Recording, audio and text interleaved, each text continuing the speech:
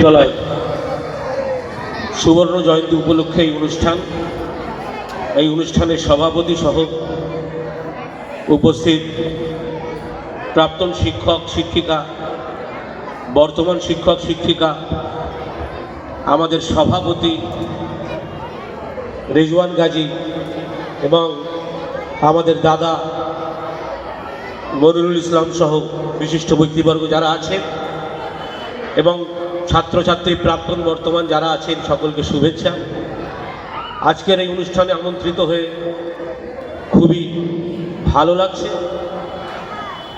আমাদের এই বটতলা উচ্চ মাধ্যমিক বিদ্যালয়ের যে ইতিহাস 50 বছরের, যেটা আমাদের দেখা, চোখে দেখা, এই স্কুলকে তিল তিল করে গড়ে তোলার ক্ষেত্রে যাদের ভূমিকা, যাদের পরিশ্রম ছিল,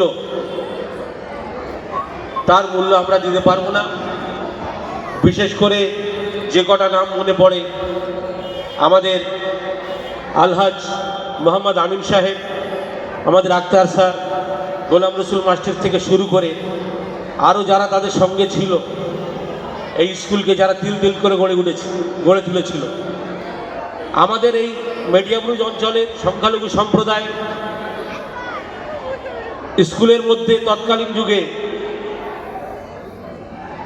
আমরা জানি আমাদের বটতলা মাদ্রাসা যেটা আছে 1914 সালে স্থাপিত হয়েছিল, বটতলা মুসলিম লাইব্রেরি 1919, এবং সবথেকে বড় হাই স্কুল মেডিয়াব্রুজ হাই স্কুল 1924 সাল।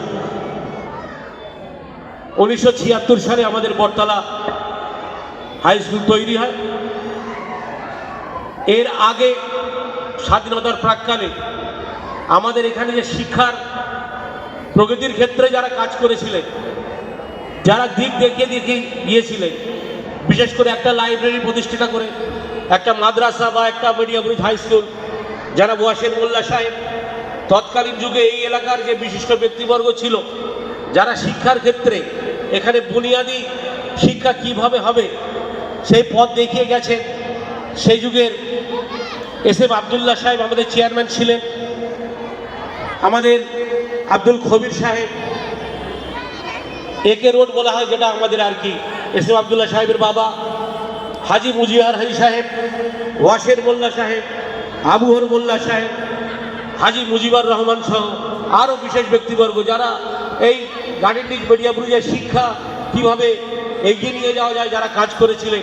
এবং আপনারা শুনলেন আমাদের এই বটতলা মাধ্যমিক বিদ্যালয়ের প্রতিষ্ঠার ক্ষেত্রে যাদের ভূমিকা।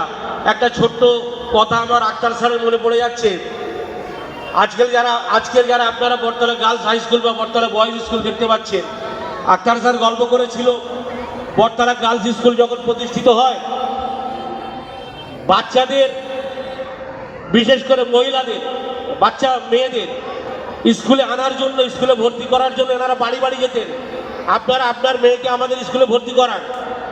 তখন একটা এমন যুগ ছিল, বিশেষ করে মেয়েদের শিক্ষার ক্ষেত্রে যারা যেত তাদেরকে তাড়া বাঁধানো হতো যে না, আমরা মেয়েদের স্কুলে ভর্তি করতে পারবো না।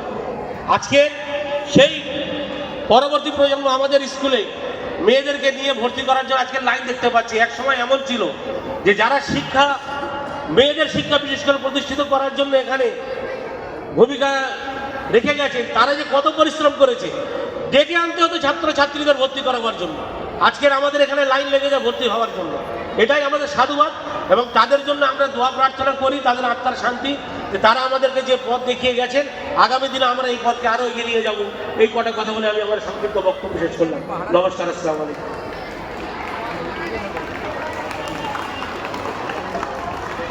ধন্যবাদ কবি তানভীর কালামকে। একটু আগে যে কথাটা বলছিলাম যে আমাদের প্রিয় বক্তারা যারা অনেক দিন ধরে স্কুলটাকে দেখছেন, তারা অনেক কিছু জানেন।